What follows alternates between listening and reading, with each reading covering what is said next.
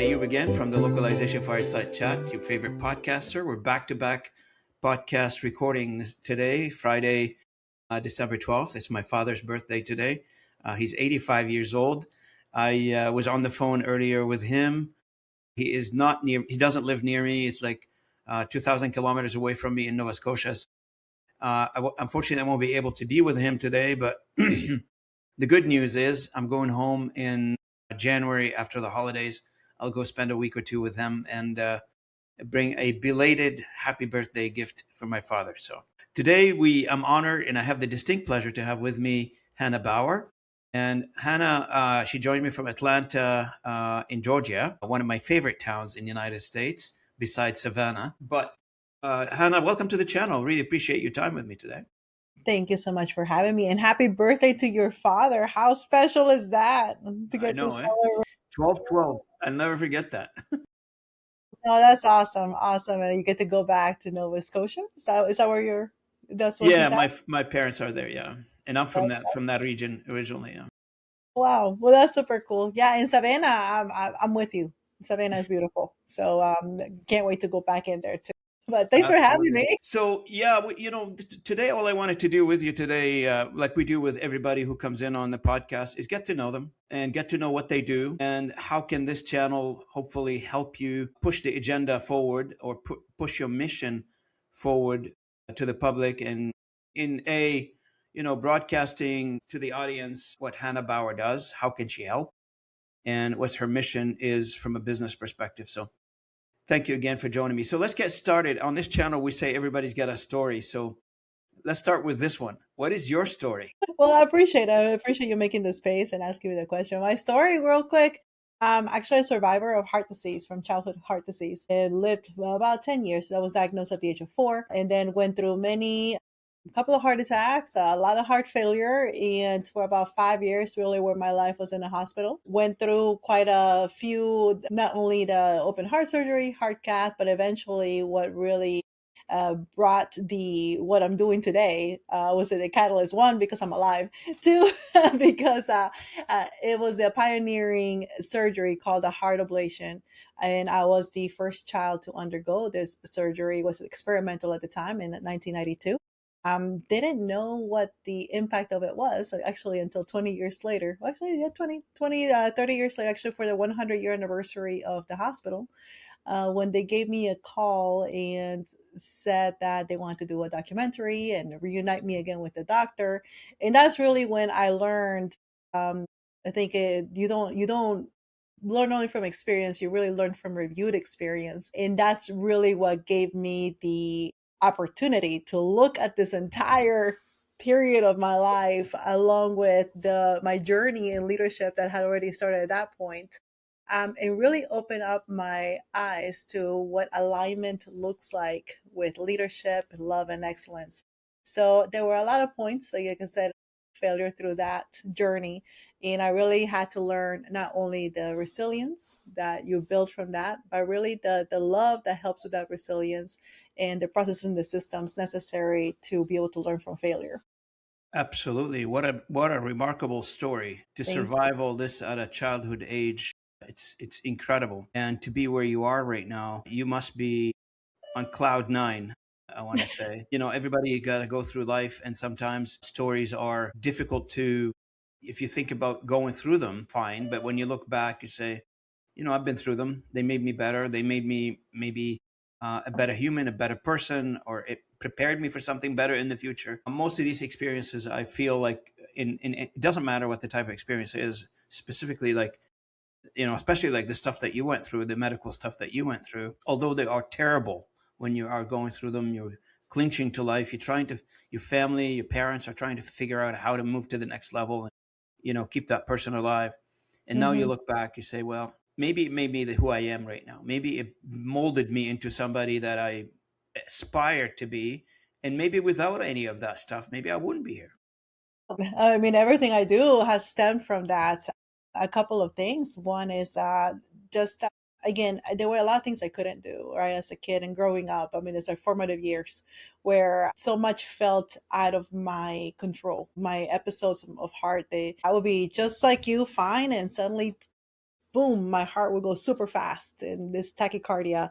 And then it wasn't just tachycardia, but then it would go into arrhythmia, and didn't really know what would trigger it, didn't know how long they would last or to stop. So then me and uncertainty became very well known to each other. It was a lot of things. So, and actually, it's that uncertainty later on, as a leader, as a mom, as just going through life. There's nothing that I really saw anytime it was a time to make a decision where uncertainty is not surrounded by. Honestly, the greatest of opportunity, your greatest of opportunity, surrounded by the greatest of uncertainty. And really, that became such a real pattern theme in my life where I started seeing that, to where not be afraid, which definitely there were a lot of reasons to fear, right? I mean, especially as a kid, physically, there's a lot of fear in that what was going to happen next. But later on, when I started seeing, like, wait, I've been here before, I've felt this before, I've seen it. And what can I do right now to turn this uncertainty into something that is going to work for me the best that it can, but also that can help my team, can help my family, can help, my kids. And I would say that had I not gone through that in my body, I probably would not, I was more than likely not be able to do that with what I do in serving leaders and serving other people through times of uncertainty. Now, reflecting back on all of this from your side, how old were you when you were going through all this? I was diagnosed at the age of 4, and it went through until 14. It was when the surgery was performed, but my heart attacks went at the age of 10. So, like, the severe heart attacks, but then consistent heart failure. So it was really a period of about 10 years Hmm. where I was learning to cope, really, because there was no cure in sight. At the time, there was not Yep. research necessary. Well, there was a lot, no, not much research in heart disease with Mm. women at the time, and less with children. Usually, anything with heart disease in children was a structural thing. Hmm. For me, it wasn't a structure, it was an electrical problem. That really, we are made of energy and heart. So, and without the precise tools and things of really electricity in the heart, that's what made it that much more. How do you manage this, right? I mean, they tried everything. What I found it interesting is that, again, later on, as I'm learning, well, I didn't know what the heart did, what it did. Later on, Mm. I learned, like, oh, okay, well, there's these nodes, and they were trying to get rid of these nodes, right? Like the nodes that made the heart spark and beat. I mean, that's what really makes our heart beat, is energy, basically short circuit every time. I had too The many of those. Energizer Bunny, right? Right. That was the thing. Mine, it was too many. And it wasn't like, and they were sparking out of rhythm, right? There was so many. So that goes to tell everybody, you can have too much of a good thing. So, like, so, like, so in my case, they needed to be burned. They needed to stop. And I find myself so much because I realized that the cure for me once not to give me more things, actually was to take away things. It was to create that Hmm. clarity, to create that pathway, which is what I found, again, in what I do and what I love to do is much is also seeing how can we create that clarity, how can we all this made things that we need for life, right? Like the nodes, electricity, but be able to put them in a way where they're working for you and not working against you. 100%. Now, you're involved in many things after this. I mean, you've developed your life after that, and you've moved on, and you're involved in many aspect of things. Hmm. And the John Maxwell team, I guess you're still with Yeah. those guys. Yes. Heartnomics Enterprise, that's the My communication company company. that you created, Yes. and also a member of the board of directors for Sir Familia Inc. I guess we'll get to know them a little bit. And there's something called faculty. That's the Maxwell also, right? Correct. I'm faculty with the So what is let's start with the Maxwell team. What is that? I'm not familiar with it. So John Maxwell, he's well known for his books. He's got over 65 books, considered a leadership guru. I actually was introduced to his material when I was in a hospital as a teenager. And funny thing is that his headquarters was also in Georgia, and actually one of my first leadership events, as you would call, was when I was able to attend a recording of the 21 Irrefutable Laws of Leadership, which is the book that he's very well known for. So he helps leaders he has a certification for about 56,000 coaches right now worldwide. And it's about valuing others, adding value to them through leadership systems. And you've been with them quite a bit now, 5 years, right? Ah, yeah, since 2017. I was Yeah. certified with them in Okay. 17. Yeah. Okay. And so what is Heartnomics then? Is that like connected to it, or this is your independent? Well, Heartnomics came after I sold. I had a publishing company, so about 15 years. Sold that and started doing what I had already started doing, helping other people through the industry. And what happened was that in publishing, we went through market disruption back about in about 2009, 2010, similar to what had happened to the media industry.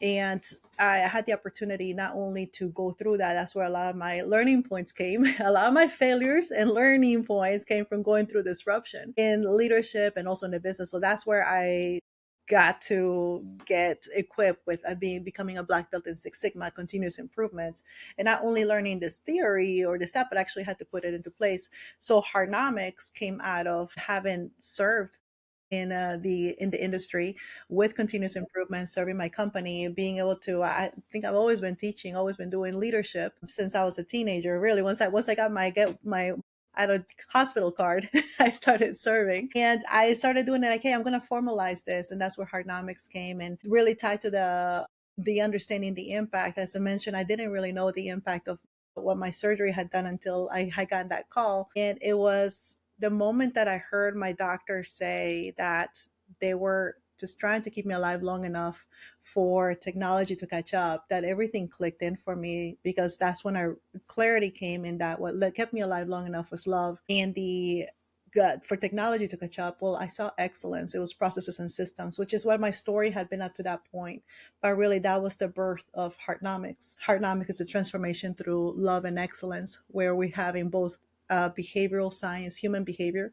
My background is psychology, but also the excellence, the continuous improvement that comes a lot of times, mostly out of failure and really disruption.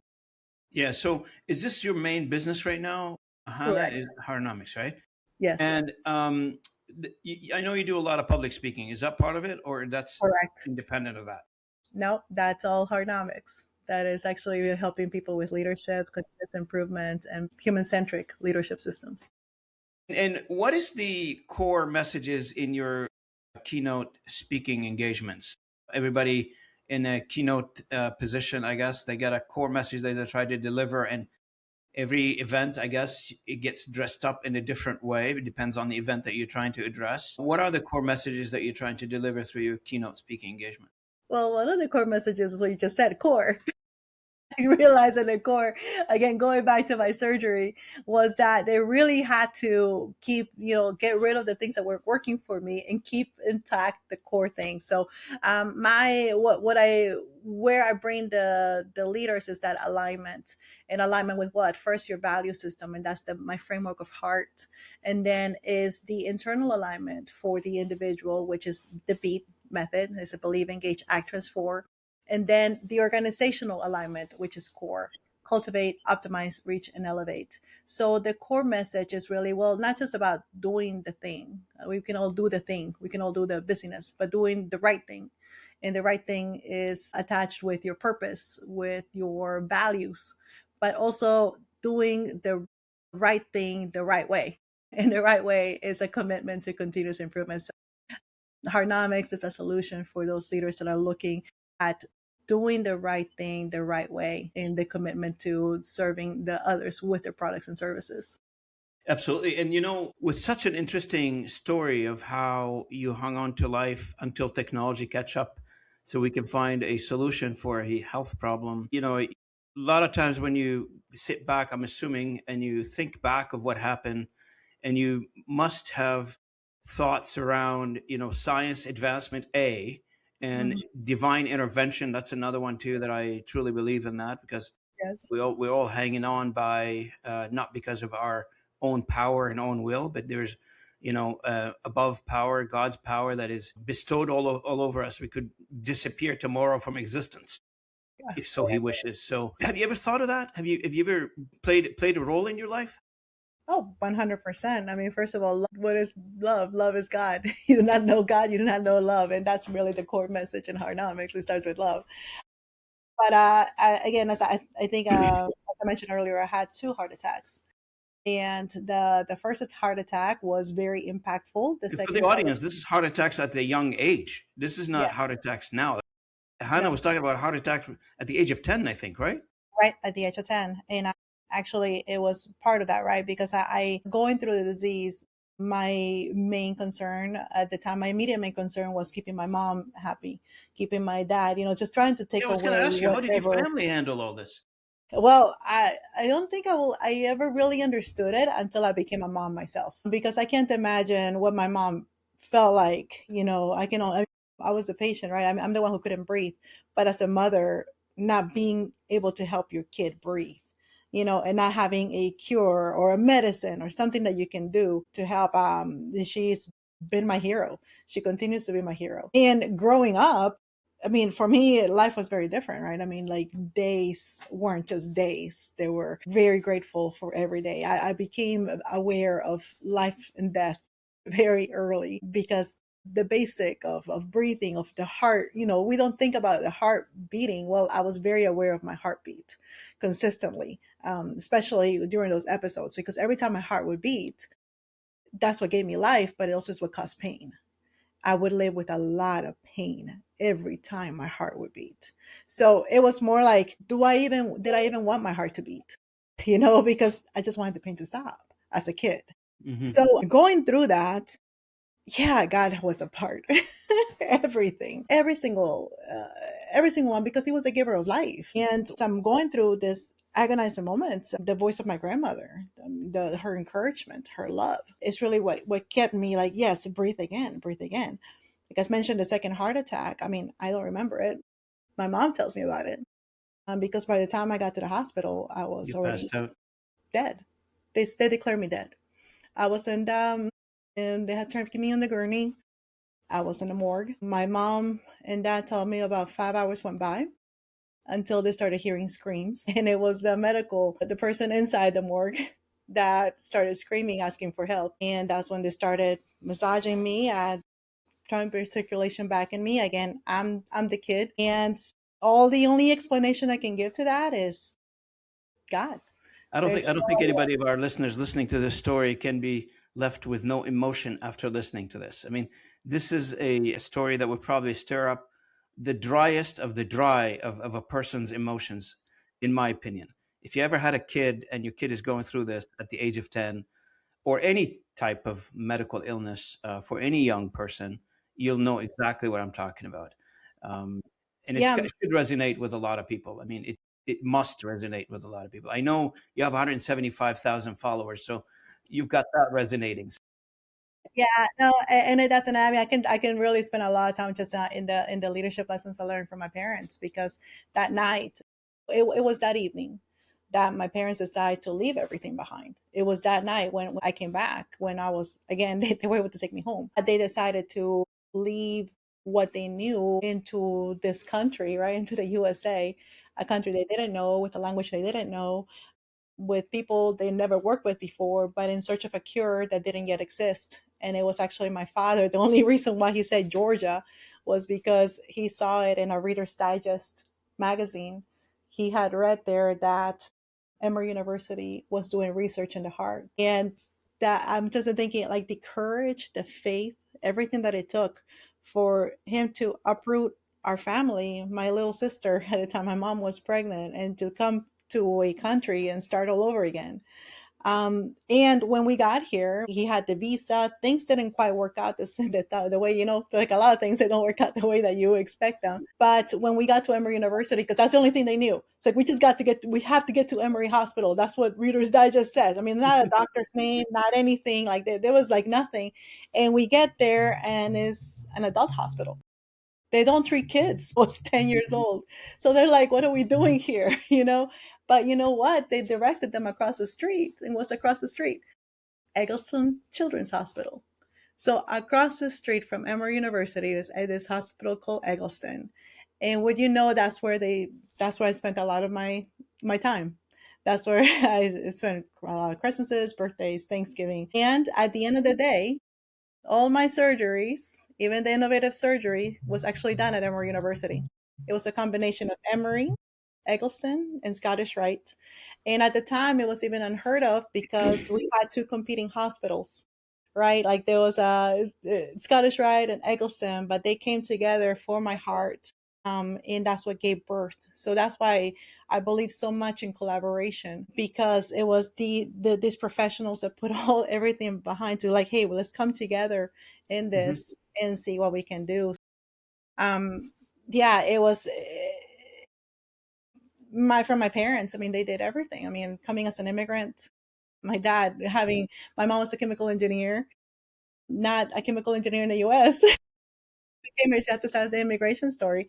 My father, who came, with a visa, with all these hopes that he was going to get to do what he was doing back in Venezuela, didn't happen that way. He ended up pushing grocery carts, cleaning houses, painting walls. And me, there wasn't a cure in place. I mean, I still am going through all this stuff. And let me tell you, it was very hard, especially after my open heart surgery, because that one failed. It didn't work. And it wasn't like, oh, we expected months later I had like normalcy. No, they test you right away with adrenaline to make the heart go into the erratic rhythms, and it didn't work. So as a kid, learning when things that you think are going to work don't work, and there's no immediate next step. There's no like, okay, it's okay, we're going to regroup and go back to this. There was no going back. There was no going back from my parents. There was no going back from the open heart surgery. There was no going back. But realizing that all of those are really a step in the right way, are a step into progress, are a step into really the future that God had for us, and to give us life and to do what we're doing today. Absolutely. We're so blessed to have you with us, Hannah. Oh, I appreciate it. I'm blessed to be here. Thank you so much. Now let's dive into all of this have prepared you to where you are now and what you're doing right now. And on this podcast, I've been talking to a lot of people about leadership communication, training, coaching, a bunch of things. And personally, I do some CEO coaching one-on-one for small to medium enterprise. You seem to be working on the Fortune 500 scale. Yes. I love working with the small to medium enterprise.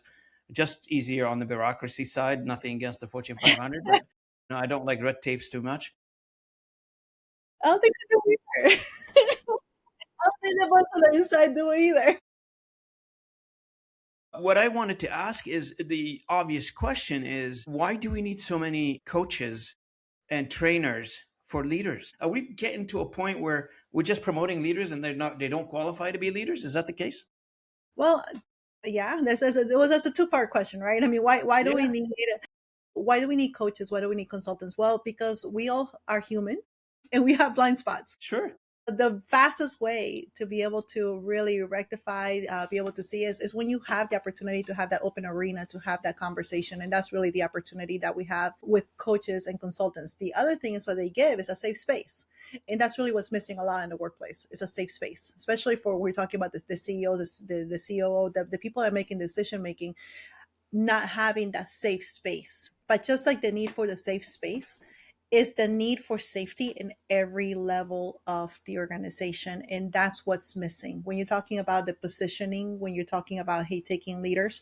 And what I've come to find, even overall, we see the indicators, even with globally, that we are in a trust crisis. Trust has been broken. Integrity, it's almost a bad word attached with accountability. And again, it's because the way it's been used. I mean, there was honor in being integrous. It was something we respected, to have integrity. Nowadays, it feels like integrity sometimes is being used as a way of, okay, I'm glad you said it, but and then there's the punitive aspect that may come with that, because now we're going to hold accountable, and accountability is looked as, again, something that is bad, when really accountability, and that is one of my values, it's community. You can't be accountable just to one yourself. It starts with being accountable to yourself, but really when you're talking about accountability, is that commitment to one another, and you can't grow. So why do we need the coaches? Why do we need the consultants? Why do we need that? Is the best way I can express it. I don't know if you've been to the Panama Canal or not, but you see there this huge ships, right? They're trying to go through this very narrow Tiny strait, place. Yeah.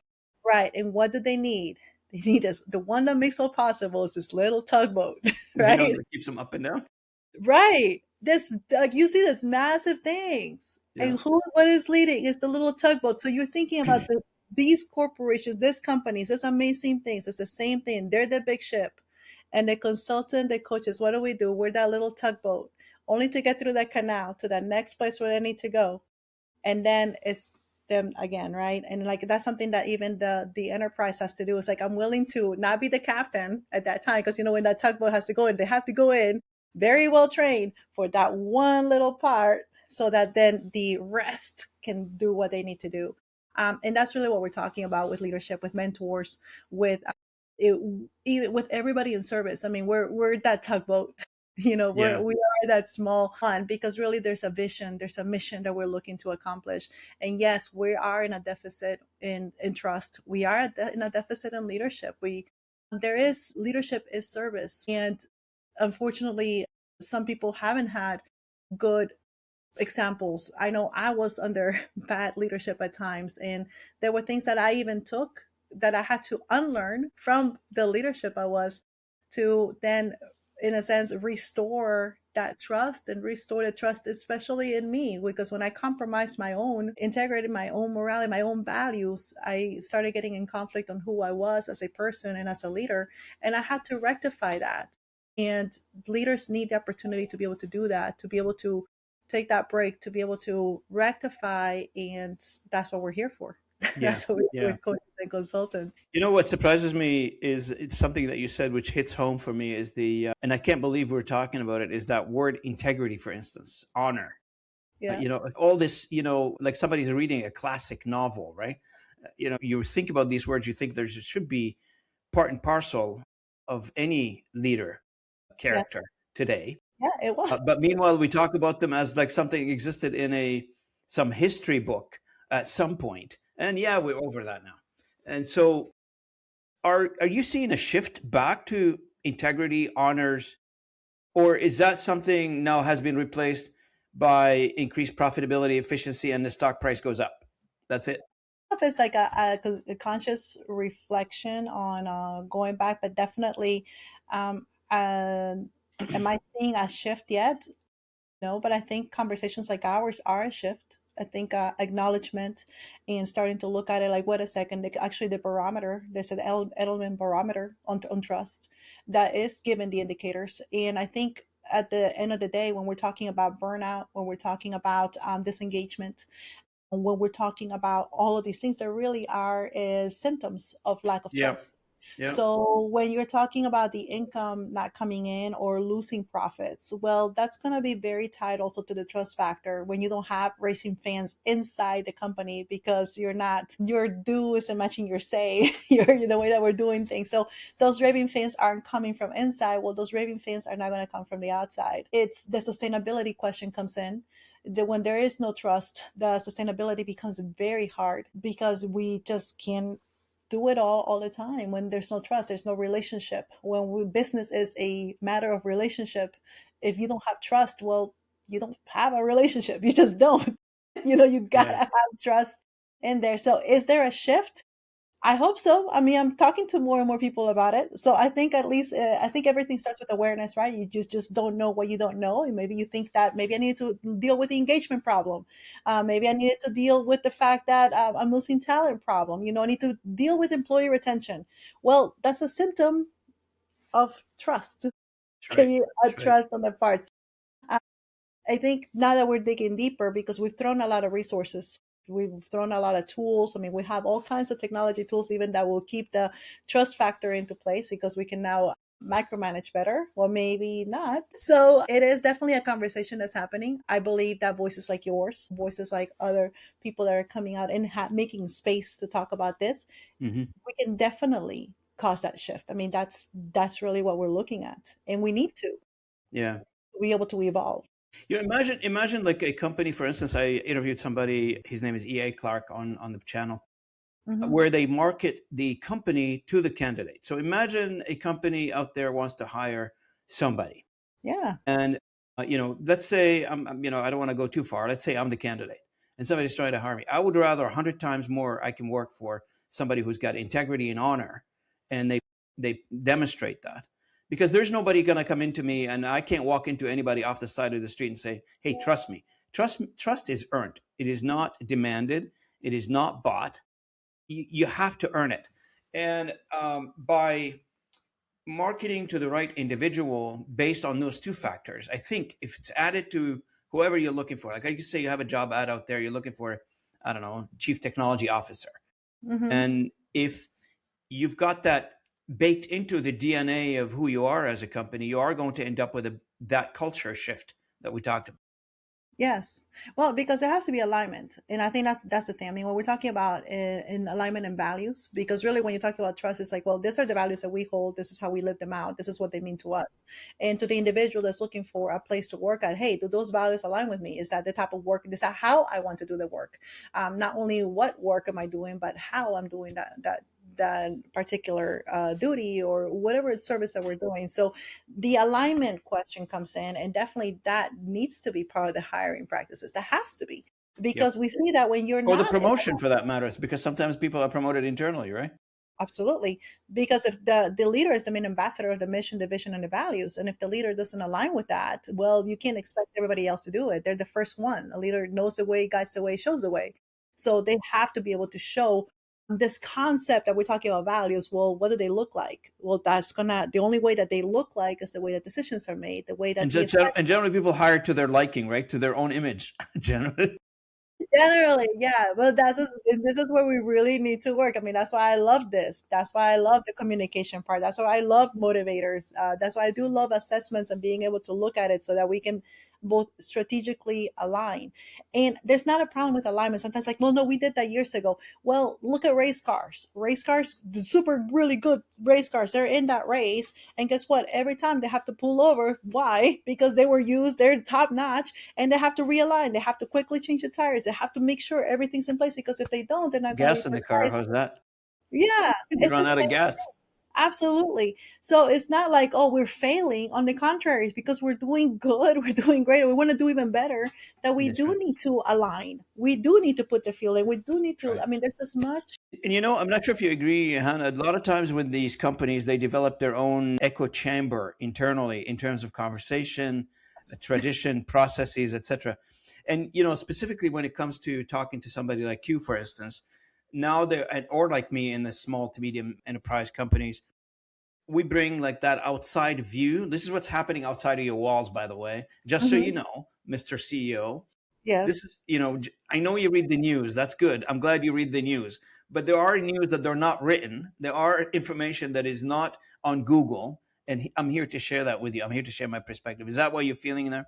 Yes, you definitely feel that. But I mean, again, there's an invitation, right? I mean, you can only you bring in the things. I mean, you may come in because people may say, well, no, we have a miscommunication problem, or really we have a disengagement problem, or we have all these things. So it does take a humbleness from the leader, and the leader to be ready. It's not only the tool, but the readiness also internally, and that's definitely work on both. I mean, the leaders inside help with that readiness. I was that. I mean, honestly, when I started my leadership journey, that's what happened. I started leading a lot. I like, you know what? I did know service. I knew love. I knew all these things, right, that had happened. And then I started hearing, no, that's not the way we do things. We need to do things this way, and then this is the way that really works. And then there were some really great things that came out of that. I learned a lot about process improvement and change management, but then I wasn't listening to my people, which caused me to not have that report. And what happened when I didn't have that report? Well, I wasn't getting their ideas. I wasn't getting the talent, the reason why I hired them to begin with. I wasn't able to collect that. And it did take somebody from the outside to like say, Hannah, I remember that. And I remember like this particular one, I had received a resignation letter from somebody I had really, really trusted, and I'd invested so much into it. And I mean, I was hurt. I was taking it all kinds of personal. Say, don't take it personal. I was gonna take it personal. And I remember my coach, he's telling me, well, Hannah, okay, well, you're thinking like a CEO. Now think like a leader. And I'm like, what? Like, what are you That's right. talking about? That's right. And it does. It is. I was in the position. I was a positional person, and I wasn't looking at the what I needed, the earning aspect of getting the permission from my people to not only lead, but the permission from them to be able to even be in the room to hear their ideas and to be able to implement change. Yeah. Now, from your experience, and I think you've had a few of those sessions with many leaders, what are they struggling with? with the most right now? In your opinion, what are they struggling with the most? What is the problem now that we're trying to solve? I think that well, what it seemed like this whole generational divide, where like, oh, people just don't do, kind of like they don't build the things that how they used to build. People just don't work this way that it work. There's not the loyalty, there's not the faithfulness, there's not all this stuff. So, but blaming it more on the generational aspect, which in a sense feels like it's out of my control. It's just like this whole generation thing. That I feel a lot of leaders are like, well, I can't parent them, and that's where I'm hearing. But in reality, what I'm seeing is all of these tools, right? And wanting the tools to take care of all these human needs instead of really looking at the human aspect. For example, looking at the tool to keep somebody, in a sense, accountable, to make sure that they're doing the good work, or being the tool be the one that provides the training necessary to provide the right customer experience, because we fed all this information in essence. What they're doing is they're also burning out the people, because they're having to manage so many other things outside of their not only the skill level, but also what are you really trying to do. For example, a salesperson who is needing to connect with the other one on the side, yet is getting, there's transcripts, is getting like, the how the other person is reacting or not, then having to know which one would be the right solution. All of these things, they may have so many programs open, and then after that we're going to review them all. Great. But what are you reviewing them for?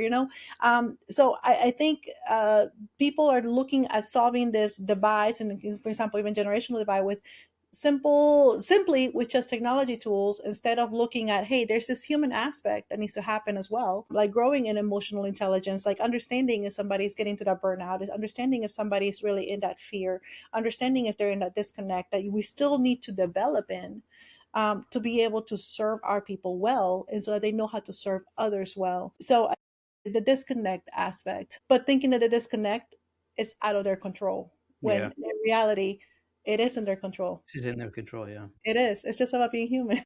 Yeah, that's right. That's right. That's right. Now, who is your customer? Do you deal like with HR, or is it you go directly to the CEO or procurement? Who do you talk to? I talk to usually the CEO, the executive director, the board of directors, either somebody that's a member in the board of directors, somebody that's the chair of the board of directors. HR is probably the place where we go to start looking at what has been done already. So the HR communication, because it's like, oh yeah, I had that conversation with somebody, usually will lead me to the director, but a lot of times team leads, the ones that really where I've been able to come in and help, is because that next line, basically, I think about it like your bench in a baseball team, right? You have your bench of pitchers already warming up. Well, that bench is not existent in many companies, where they Yep. may have the subject Well, I matter don't think there's a expert, bench anymore. right? So, but there may be subject matter experts that suddenly like, hey, here's the leadership position, but now the subject matter expert has to talk to all those different departments all the time. They've been in a siloed one, Yep. knowing one thing, so not knowing how to talk. So usually the pain is felt by the CEO. Hmm. Usually the pain is felt by the operational senior leaders too. And those are the conversations that I have in, and then being able to work both on the strategy, the communication aspect, and then look at how we really look at the culture. We're building the culture. What does an engagement look like with you and your company, Hannah? So it looks like what different with starting with assessments. So we can do that with the executive coach. Sorry, the executive. We do executive coaching both with him or her and their immediate line. So if they have either, if it's a board of directors, if it's the 4 or 5 key personnel that they work with, usually that's what we do. The initial core team from that is then defining, well, what are is it a skill thing where there may be a skill gap? So we will do some analysis with the skill gaps, or is it more of, again, the emotional intelligence and some of the what people would call soft skills? For me, they're essential skills, like talking to each other. I hate it when they call it soft skill. It's so essential; it can't give without it. But they call it soft skill. I know. It's soft skill. I use core. So when I'm working with a company, the first thing is core, which is again cultivate, optimize, reach, and elevate. So is this a cultivate problem? Is this a Mm-hmm. mission, vision, values, or is it an optimize? So we need to look at your processes and systems, because it may be like you can talk well, but you don't have your systems, your processes are not in place to where you can follow them. Or is it a reach problem? Basically, is your internal communication, external communication, what's going on? Or is it an elevate problem where we need to innovate right now because we're being disrupted? We need to redefine what it is that we want to do, our market positioning, and then look at strategy. So I use core for organizations on how we can work best together. Absolutely. Now, after the engagement, and let's say customers have been working with you for a while, and do you use any metrics or markers to measure progress, success? What was effective, what was not effective? Well, yeah, a lot of companies already, if they already have employee satisfaction, Yes. that is one that is looked at. Do you believe in Utilizing that? their I don't same. believe in that. Do you believe in that? I mean, it's a tool. If they're being monitored and has if it's attached to things, it all depends on the culture of the organization that they really want to hear it. So if it's anonymous, more than likely they'll be right. If they're not anonymous, you might have different things. So I think one of those. And I mean anonymous, not that you do I'm it gonna do a digitally. podcast specifically on this one. I got so many ideas on that one. Well, if it's digital, you can still follow the IP address. It's not really not anonymous, so people still don't do it. So if it's I know who digital, you no. are. But if you have some way, you know what I mean. So if they have that, because the last thing another company wants to do is one more thing. So we're going to look at what do you have, what are your current markers that you use. So if they do some sort of assessment with employee satisfaction, we will do that year over. I will ask to look at that year over year, because you will see uptick in morale when there's clarity. People feel better when there's not only clarity, people feel the burnout. So we look at those. We look at turnover. So that's the other marker, because in the turnover you're talking about creating that loyalty, and then when we're talking about bench, that creating that next bench, looking at what is the turnover rate looking like right now. And then of course, if we're doing optimization or process improvement, well, you should see your margins. There needs to be margins, maybe just the concept of having margins, but we're looking at where the margins, especially in the income created. So that's the other marker that we're looking to in seeing the progress overall. So one last question, and we'll wrap it up. I guess my biggest pet peeve, and I don't know your opinion on this one, is something called leadership development. Every company I worked for, they have a program called leadership development. In Uh-huh. my opinion, in my humble opinion, it's as useless as a program as it can be. The best leadership development that I got, it was in just my personal experience. I was working for a telephone company, small telephone company in Eastern Canada. The CEO comes, I was a young engineer. The CEO, I didn't know who was the CEO. There was no internet. I can't, I know the name, but I don't know what the individual looked like.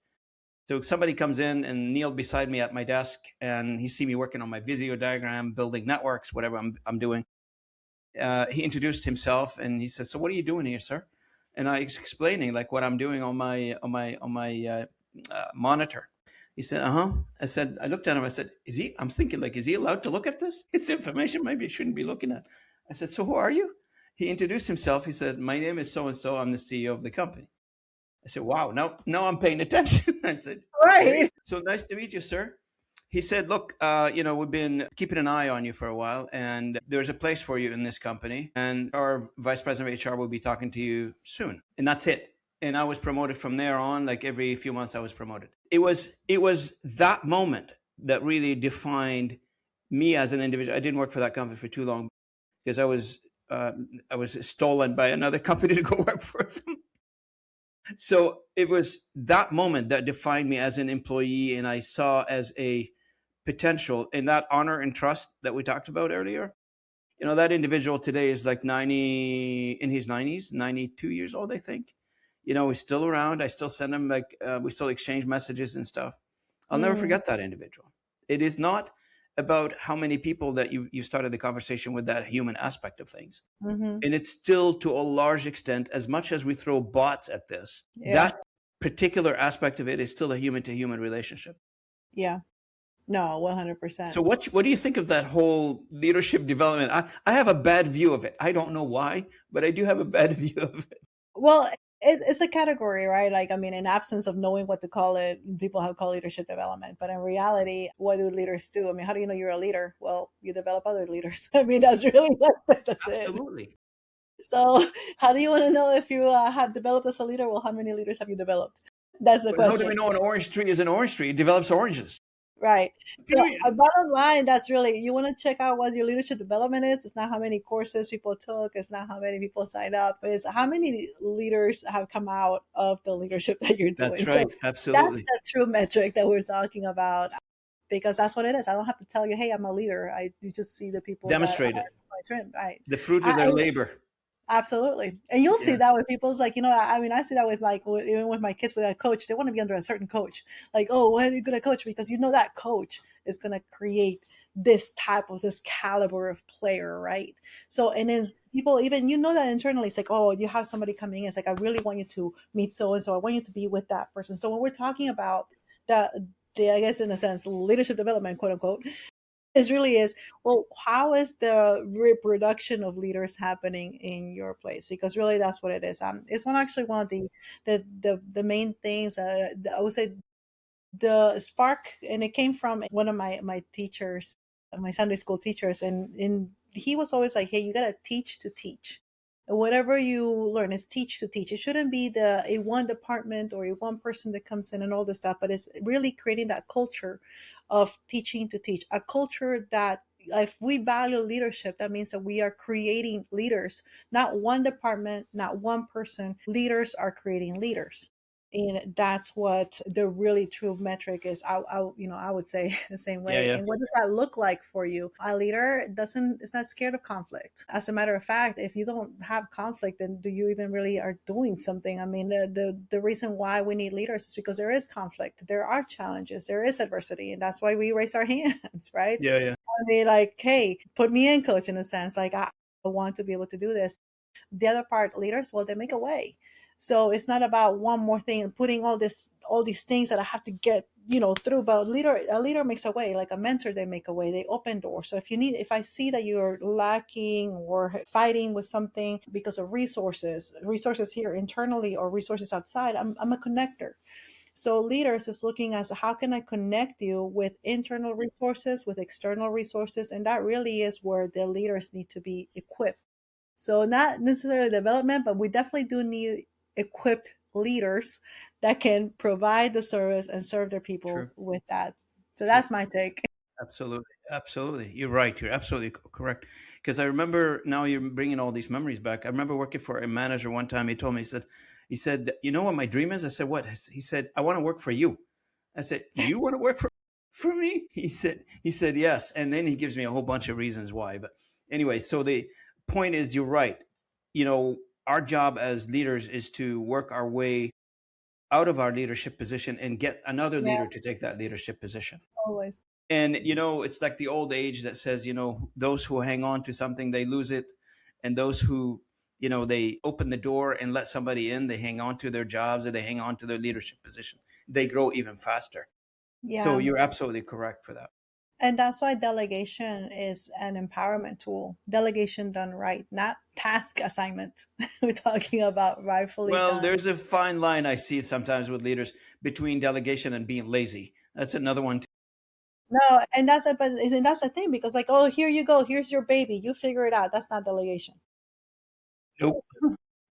There's a whole process to that, because if you look at it, really, you're empowering and you're really going, instead of that Sure. lecturer or that one, but really being that guide with them. And honestly, that's how education system is even evolving. And that, I mean, I come from education system, going from a lecturer, like, hey, let me tell you how this is, or the knowledge, and this knowledge dump, into like, I'm going to be the facilitator of knowledge that we get in. And same thing with leaders and company, facilitate. So I hope, for as we wrap this up, I hope this conversation was beneficial for our audience and for yourself as well, Hannah. Yes. I know, like a lot of people use this podcast nowadays, and I hope this podcast has been a positive thing for you. And I wish it would be positive in the future as we publish this episode as well. And I want to thank you so much for being with me. I really appreciate your time, your knowledge, your expertise. your life story would resonate with me forever. I'm not one of those guys that would forget easy, and I will be talking about your experience for a long while to come. And if possible, the next time you have a keynote speaking engagement somewhere, if you can invite me, I'll be very happy to participate virtually, hopefully in person. But I'm in Canada, so I don't know what that leaves me now. But at least virtually, if a possibility Yeah. somewhere. Just love to listen to you talk on this particular topic. So thank you so much for joining me. Oh, thank you so much for having me. I really appreciate it. And hopefully it was fun for you. Hopefully we didn't ask you any tough questions. That's not my intention. No, no, you didn't ask me my favorite color, so we're good. No, no, it was Good. definitely fine. I love it. And It's engaging, very engaging. and the theme here is Christmas, as you can tell. That's not my virtual background, by the way. That's my wall. Yeah. Well, you had me fooled this whole time. I thought it was a virtual background. You've done an amazing job with that. No, It's that's a real my thing. I'm Mr. Christmas here in the neighborhood Integrity. where I live. Yeah, there you go. No, that's integrity right there. That's like, you guys, it's for real. It's not a fake thing. It's like for real. I Our live house with it. is like the go-to Christmas place in the neighborhood. So yeah, we won two times already the city award for best decorated house for Christmas. My wife and I, we do the work ourselves. We make our own ornaments. No It's way. it's crazy stuff. I would love to see an ornament you made. That's I'll send you a incredible. picture in an email later. Yes.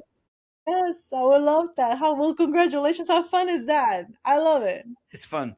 And the joy that it brings people to see it. Oh, absolutely. You can see the little kids smiling, and that's the payment that I need is to see Yeah. smile on their faces. So that's good. Yeah. That's fulfillment right there. Absolutely. I want to thank you so much for joining me, Hannah, and I want to thank the audience for listening in.